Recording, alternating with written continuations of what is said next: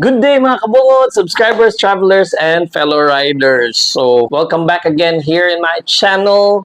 You're watching the Paulo session. So, sensya na kung wala rin taka-upload og mga videos no because for the past few days ni suol akong ipon. So, mo lang medyo labad. So, wala sa ta naka-upload og videos. But again, sa katong last natong raffle draw, congratulations to our friend Jake Raffles no for winning the raffle. So today we're gonna do another unboxing no, and I'm going to show you kung nga po na siya, gamit lang po na siya sa motor-motor. So dili na to padugayon na ako na ipakita ninyo unsa niya kung gusto ipakita. So we are going to unbox this. Kung nakabantay mo, bali siya kay bali pagkabutang ang bali nila pagkabutang ang box. It's a top box. Ako lang tagtangon, no?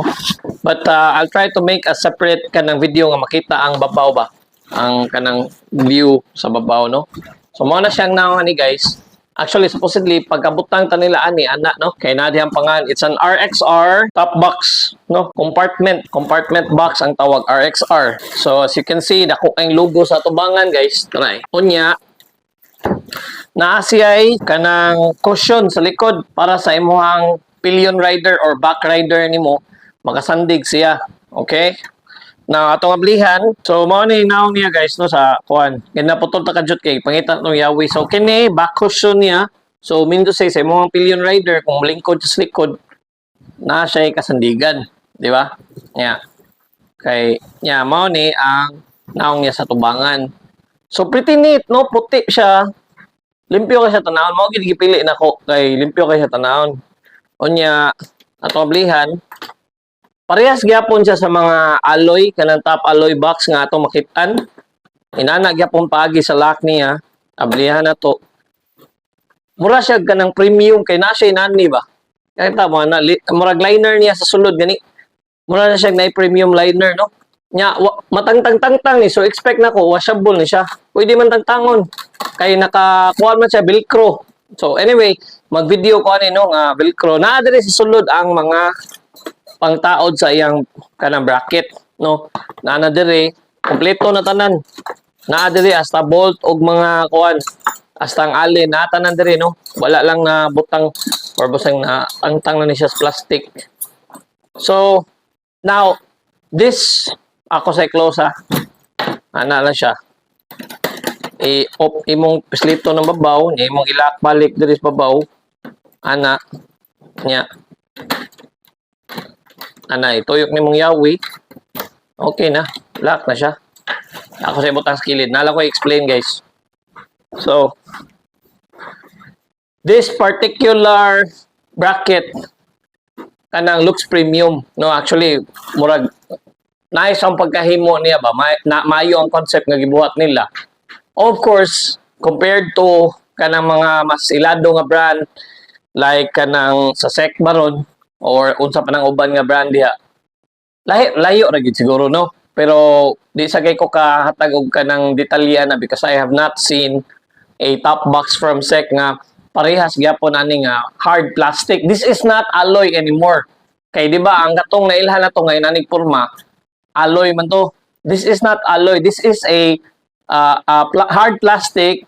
Basically, ang materialis gigamit ani is thermoplastic resin. So, lig-on ka na siya nga plastic, guys, no? Kaya nga, no, di na siya dali mabuak. Dili na siya mo lumping. Nya, dili siya dali mampulpug. So, mao ni gigamit nila ani. Now, is it waterproof? Yes. Ang claim ani sa Gabaligya is waterproof gid siya. So mo i-claim no, makita man sa nato diri sa edge. Wala man kay makita nga asa moagi ang tubig, mugawas gid ang tubig kay napa man ni siya katong babaw niya before siya munaog. So nindot sa dang lock niya, ang lock system. Now, one particular problem na bantayan ako ani is ang iyang kining cushion niya. Ako ipakita ninyo ha. Kining cushion niya sa likod, giwapilit ra. Ambot lang ka sa uban. Oh. So, double-sided tape, gitaod. Nya, taon to balik. Ana. Okay naman sad. I don't know kung mo survive ba ni siya kung kusog-kusog ang uwan. Pero, pwede na sa inyong papitlan og mas stronger pa nga adhesive, no? Kaya para siguro gid nga di matangtang. But, this is on the affordable side. Kung ganahan mo nga na may box, nga dili kayo bugat sa bulsa, mo na siya, guaranteed, less than 2,000 pesos na mo inani. Nindot nagnaw. Mayo mayo pamurma. Unya, sturdy sad. Now, ang uban, nainani ang uban, unsay purpose ani? Say for example, puno na ang sasod, no? Nya, nakay inani, kani siya. Ani, kita mo na. Inyo ning i-hook. Palitan na mo, ibutang diri sa babaw. Ari ni mo hold diri. Ana. Sample lang ba? No. Nya, at the same time, easier siya dadon kung palalitan inyong tangtangon. Let's say for example, nabot mo siya yung destination na importante yung ibutang ninyo diri. Inyo ni tangtangon sa inyong motor, bitbito ninyo. Na may kuptan ng daan. Now, unsay edge nganong mas preferable karon ang top box nga kanang hard plastic. Number one, kung wala yung nagsulti ninyo ani or wala pa mo kay baw, this is only around 4 kilos. Your top box alloy, made out of alloy, is 7, more or less 7 kilos. So, mas gaan ni. Now, kung nakasuway mo, nga nagbiyahe mo, na may top box nga alloy, na yung tendency, if ever makaagi mo libaong or kanang uneven ang kasada, muwigol ang lubot, kay bugat na magod siya daan. So, kung dili maayo pagkataod sa bracket, dili siya centered, niya labi nagnanay sod, so ang weight distribution niya, dili na equal, tural, lihok, iglihok, muad na siya sa kanang maneuvering nimo ba? Ha? So inana mo na say sulti sa uban nga nakasuway na ba? Nga mao daw mas preferable sila ani, no? Di sa ni siya dali-dali maguba sama na sa gingon nako because the material itself, no, kanang thermoplastic lig-on na siya. Mo nang gihimo na nila nga mo nang materialis gigamit nila ani. So, mao na wala na kay maad ana nga detalye bahin ani except sa mao na siya, what you see is what you get, no? And I'm pretty sure this is easier nga itaod compared sa alloy nga top box. Kay katong alloy man gud nato siya kanang tulok upat ka murag hansak ba. Kini dali ra kayo. Imo ra isod diri ana. Isod mo diri mura ra katong top box nga katong plastic gid gani nga mga old nga top box. Oh, which is plastic man eh. So, mao na siya, no. Para nako it looks like it has a premium quality. Pero lagi, of course, maingon man ginang uban nga mas premium gitong mas mahal, di ba? Mo man ang idea na to, mas mahal, mas nindot. But for me, it's okay. This is actually a gift from my daughter for my birthday. So, ingon ko nga, if I'm going to unbox something, I'm going to give it the same thing akong ihatag sa mga followers, so mga viewers nako. So, that being said, ako sa naibot ng skilled na ako ihatag nga top box for the next raffle draw. Unya, ang top box na to is not all the same kato kay na siya handlebar sa likod, but this one wala, no, but it's the same. It's the same brand. It's an RXR. Okay, pakita ninyo ha. Actually, pareharam gini sila. Mao ni siya akong ipanghatag. I think this is a 35 liter box. So, mao na siya akong ihatag ninyo guys.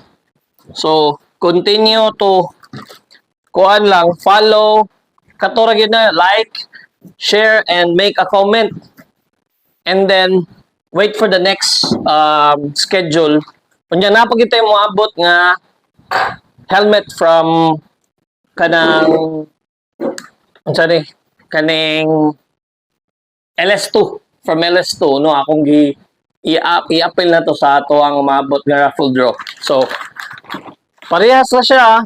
Ang difference lang, wala siya tong handlebar diri sa kilid, no. Wasad siya katong cushion sa likod.